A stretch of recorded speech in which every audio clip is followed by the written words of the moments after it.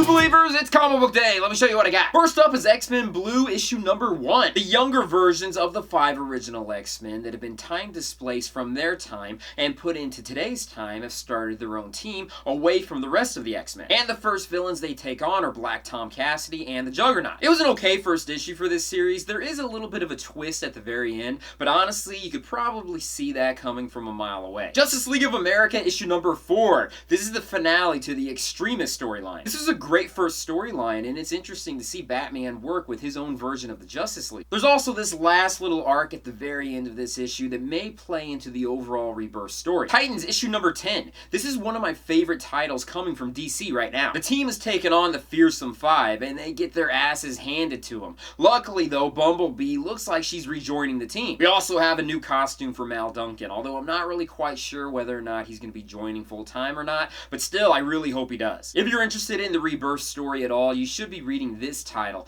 They are giving little hints here and there as to what's going to be happening or what is happening in the overall story. Wonder Woman issue number 20. This is part 3 to the whole Godwatch storyline. I do like Wonder Woman a lot, but I'm not really too interested in this backstory based on this government agency that's been following. They skip back and forth between the main story taking place in present day and in this story that took place in yesterday so that they can explain some of the origins and some of the things that have happened to Wonder Woman along the way. Flash issue number 20. The cover is very deceiving. This is somewhat of an in-between issue, even though it does serve a purpose, especially at the very end. But the next issue should be really cool because Flash is going to be working with Batman in the storyline called The Button. And maybe some of the mysteries of Rebirth will start to be answered, although we do know it's going to be extended for at least another year, and DC will be milking it for all it's worth. Superman Action Comics number 977, The New World, Part 1. Previously in the Superman Reborn storyline, the Superman before Flashpoint joined with the Superman of the New 52 universe. Kinda, sort of, but now their backgrounds are joined together, and the reader isn't really quite sure what happened and what didn't happen.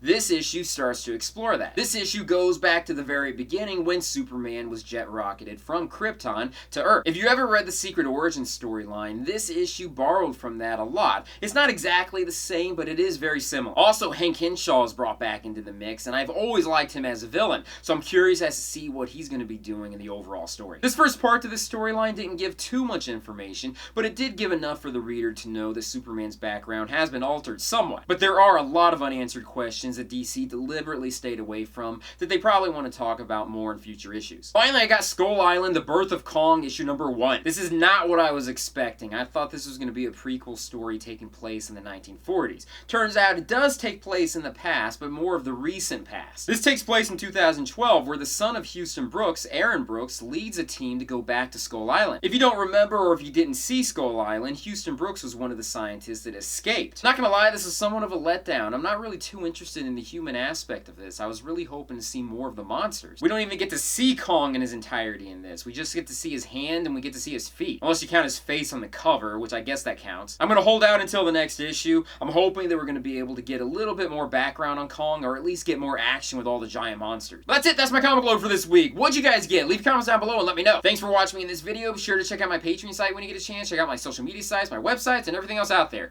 Peace, love, and namaste. I'll see you guys later. I skimmed through Detective Comics number 954, but I only do that hoping that maybe we're going to get some sort of cameo by Tim Drake. But nothing. We do get a glimpse of his memorial again, but that's about it, and it's totally not worth it.